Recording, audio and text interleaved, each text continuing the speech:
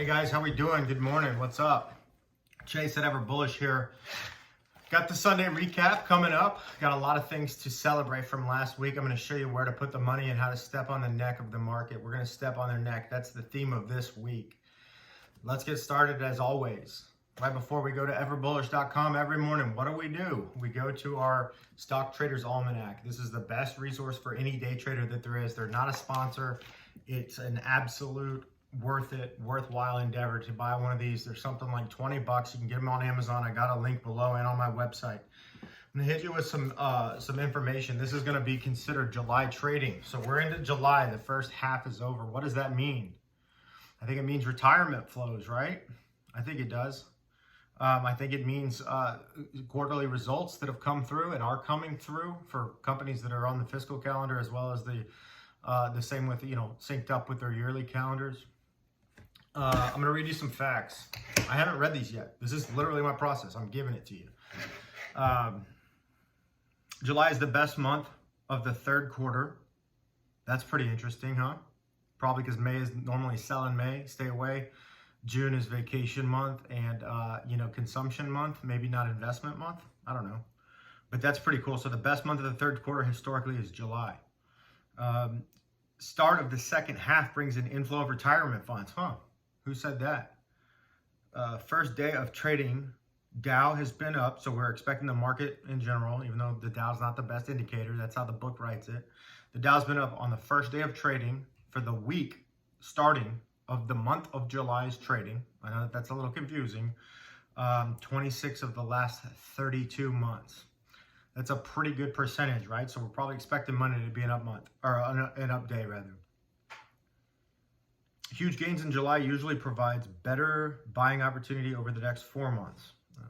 No shit, Sherlock. Start of NASDAQ's worst 4 months of the year. Post-presidential election Julys rank number 1 for the Dow, which is up 14 and only down 3. You heard that? How would you know that? How would I know that? You gotta buy, you gotta have some type of hypothesis, right? This could all be bullshit, but you gotta have some data to operate on. Anyway, you know what it is. Oh, let's see what the quote is. If the models are telling you to sell, but there are only buyers out there, don't be a jerk. Buy. We could take that both ways. That kind of speaks to crypto for me, doesn't it? William Sleeper, New York University professor, Newsweek. That was in 1986. What happened in 1986, right? Buffett shorted the dollar, shorted the T-note and made billions of dollars. All right, let's keep going. I got to get some energy back in. I know we're learning here. My phone just went on power save mode, so let's get to it. I don't want to run out. All right. We're going to go to everbullish.com as always. We're going to go to everbullish.com at the morning of a trading day. We're going to click up here. We're going to go to investing articles. I spent a lot of time on this for you guys. We're getting so dialed. This is like revolutionarily good returns. I'm kind of shocked and happy that I've got you guys following to be able to watch this and witness this. That's the whole reason I started this thing, as well as to help you guys out. So Stock Market Squad, what's up? Last week was an example of how traders with a hypothesis can maneuver the market better than anybody else, including fund managers, right? I'm very happy with the results. So the hypothesis based on data and intuition rolled us into some very, very, very, very high profits for a week's worth of trading when we called that we were going to do it with a hypothesis that was right. What are we going to do today? What are we going to do this week? We're going to step on their neck. That's a shout out to an old golf partner of mine that anytime we get one up on somebody in a match, you step on their neck. You know who you are. I'm saving you some of the euphemisms. This guy's a New Yorker. So wink, wink. Step on the expletive neck. Okay. So what's the big news? What's going on right now? What's the rumor that we can sell or buy, and then the news that we can sell? The rumor. I just got to get straight to it. I wrote in here. We're going to get straight to the dessert. The dessert is being served first. Jack Dorsey and Elon Musk are rumored, and I'm still going to say the word rumor, but I think that that's more important than even if it was already official. That on July 21st, July 21st, they're going to have a debate potentially, and this is all still potential, but there's a lot of potentials in the market, particularly with the people that are buying right now. And I am looking at you, Reddit, and the Wall Street Bets community. So I'm following on this one. Dorsey basically tweeted something about Bitcoin and that he's going to be speaking at an event hosted on July 21st with Kathy Wood, the dream woman, the Valkyrie woman. Incredible, ballsiest trader out there. She does what she says. She's ever bullish. So that's got my eye already, right? Jack Dorsey, Square. Square's been a trade that we're rolling with a long time. I love that trade. I think it's brilliant. I believe this is going to drive up the price of Bitcoin. It's going to put more eyes aggregated on Bitcoin. And I think that Elon's a complete troll and he knows exactly what he's doing. And this is going to benefit him both ways. If you don't think that he's got straddles on Bitcoin right now, you're crazy. So this, this is just going to be too good to be true, and it's going to be something to watch and something to keep us having fun. So how do we make money off of it, huh? I'll tell you here in a minute. But first, let's go to the sector performance. Sector performance this past week. What do we have here? Sector performance, energy, 6%, 6.66%, 6.66%. I'm going to say it again. We were long triple ERX. Great trade. It's still a good trade. We're going to hold on to it. If you own it, I got out. I'm buying everything back in today and tomorrow. I'm sorry, I should say Monday and Tuesday. Y'all know my trading rules. I don't know why I have to re-emphasize that. So energy was top, 6%. Financials, 5.28%. Industrials, 3%. Consumer discretionary, 2%. Consumer services, 2%. The laggards were utilities and real estate. IT was right in the middle, so I'm still bullish on tech. Check out this waterfall chart. I put this up here. Let me zoom in for you. I put these up here so you can learn. Remember, that's the point. These are called waterfalls. If you don't look, let me just say, you should be looking at waterfall charts specifically for major events like this one. It's yellow. It's not showing up great, but on here, there's a big sell-off November 02, November 1st, I should say, of last year, kind of coming into the beginning of this year. This was the major oil sell-off. That's energy, right? Where is it ending? Where is it sitting over here in my kind of the top parts? It's still not caught back up to the market. I keep telling you that because it's the easiest trade that there is, besides the banks. Oh, speaking of banks, what's up? It's open season on banks. We're going out there. We've got our muskets loaded. We've got our shotguns ready to go. We got all the shells we need strapped on our back, and the banks are ready to go. I wrote on here, instead of just picking with one, just pick 3 times a sector. This is what I've been doing. This is what I've been telling you. We've been clipping returns. FAS is the one I like. There's multiple other ones. There's micro caps. There's financials. I just want the banks. I want the big ones. Lever them for me. I don't have to do the options. I don't have to sweat it. The banks are bullish. FAS is bullish. Goldman Sachs, very, very bullish for a long-term hold if you want some slower speed out there. So, it's kind of like the green light is FAS and the yellow light, kind of the caution, middle lane on the highway, more of a Goldman Sachs play. They don't lose money. These are good for swings. These are good for scalps. These are good for long-term holds, so get with it. By the way, has anybody heard anything about inflation over the last couple of days? No? Yeah, now we're talking about Dogecoin again. Now we're talking about Bitcoin again. Now we're talking about, all types of fodder around the strengthening and weakening of the dollar. So this is a big part of this, I should say. A big part of this, understanding where markets are going to be going is going to have to do with what motivates people. And what motivates people is typically what the news tells them. And that's a sad truth. And it's a truth that we as bulls exploit. So inflation isn't a worry of mine. And the strengthening of the dollar is a good thing for the U.S. economy, a bad thing for commodities. If the dollar strengthens too big, I'm just going to jump out of commodities and straight back into discretionary and tech and keep freaking trading. Pretty simple when you have a hypothesis like that, right? All right, I'm going to move on. Oil, speaking of, oil just this morning was at $74 a barrel. This is another high. This is another one to pound on energy. ERX, DVN, FANG, MRO, EOG. ERX is probably the easiest one here for the amount of return that you get for the risk. It's a no-brainer.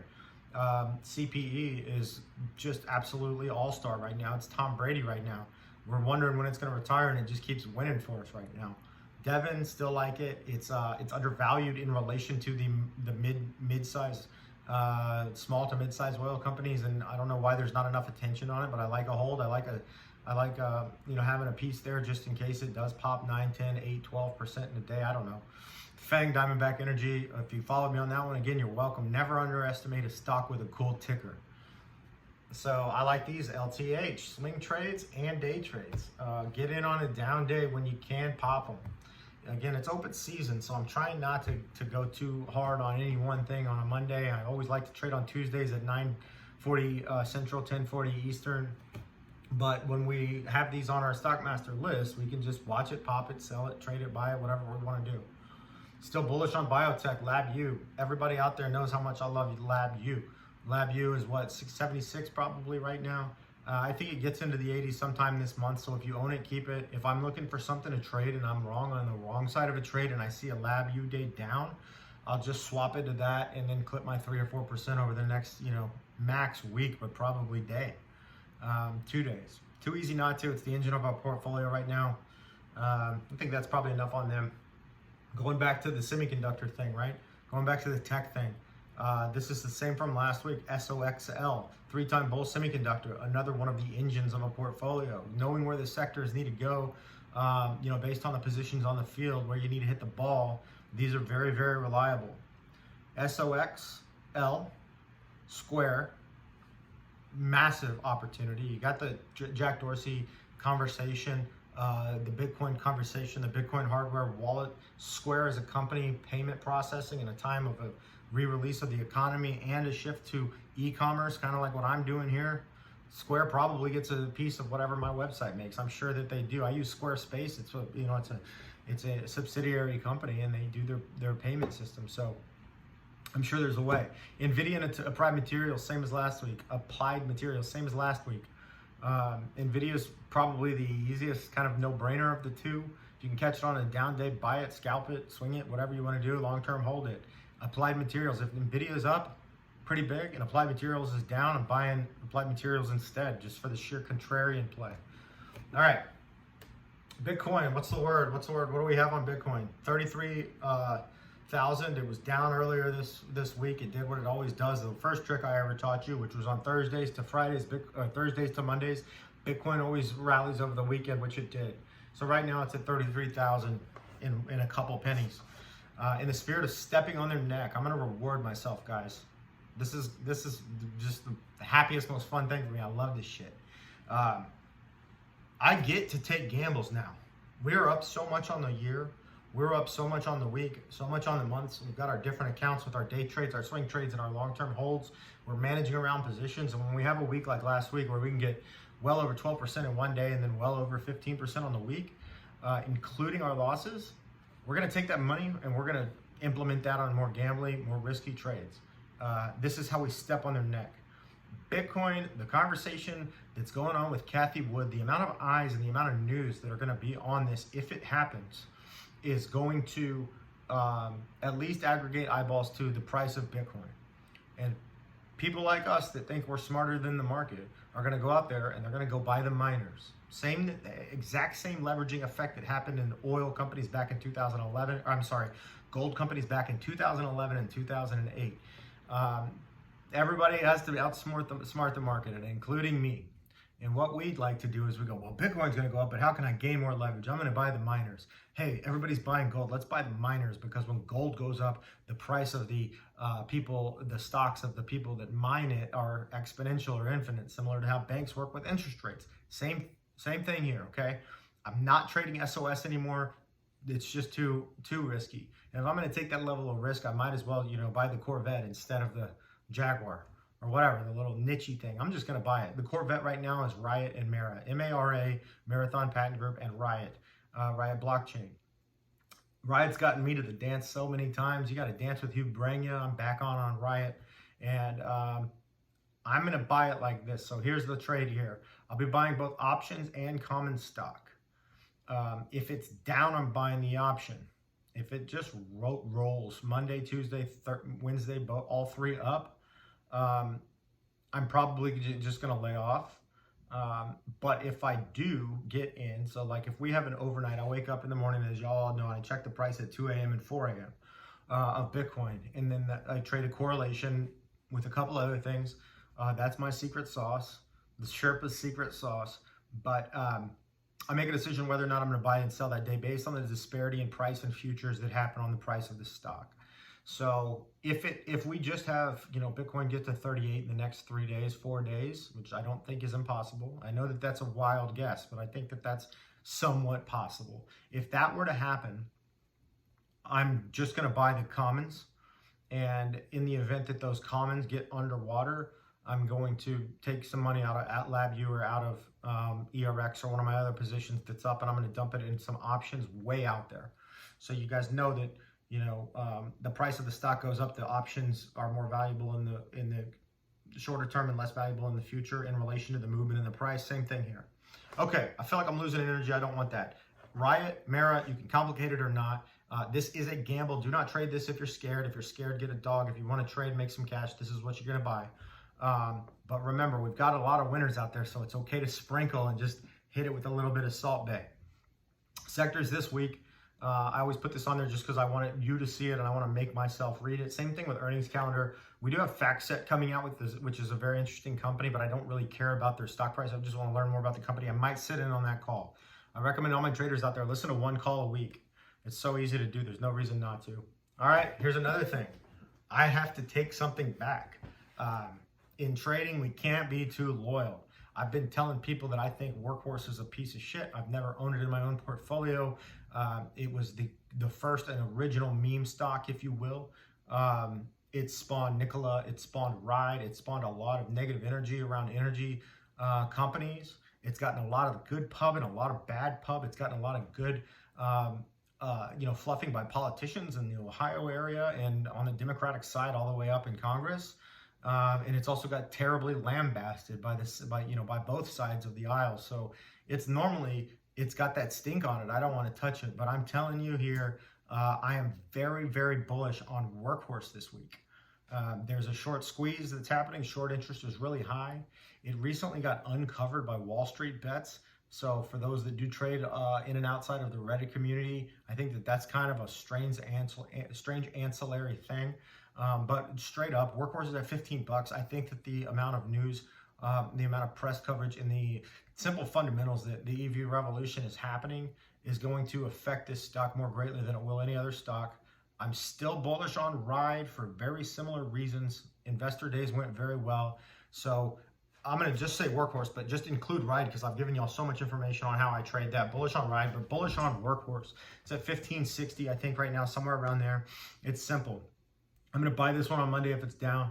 And if it's up, I'm going to buy it on Tuesday, same time, 9:40, 9 o'clock, 9:40, somewhere around there. I'm going to jump in. And that's my game plan, Workhorse. So best bet on Workhorse, okay? $15.60. I think I said 5 earlier. $15.60 is what Workhorse, WKHS is. Next one, I've spent a lot of time on Workhorse just because FAS is the easy trade. Kind of the same thing here. This is a repeat of last week. We made money in the trade last week. We're not even close to being done yet. And threw that in there for you guys. All right. I'm also still, just a little note, I'm doing 2 Best Buys this week and a Best Buy option. But I should say best bet. Sounds like I'm saying Best Buy. So best bet, obviously Workhorse, obviously FAS. But I'm also still very, very bullish on FTCV, the FinTech SPAC company. However, I'm just going to try to pick it up on a down day. If it's down, I sold out of it with some profits on Thursday and a little bit on Friday. And those are what I'm using as dry powder to buy these other stocks. But if I can catch it at a good price, it ain't going nowhere. Okay, Ever Bullish One podcast, Chase at Ever Bullish. We're catching on like wildfire. Been doing this for 3 months. We've got almost 500 subscribers.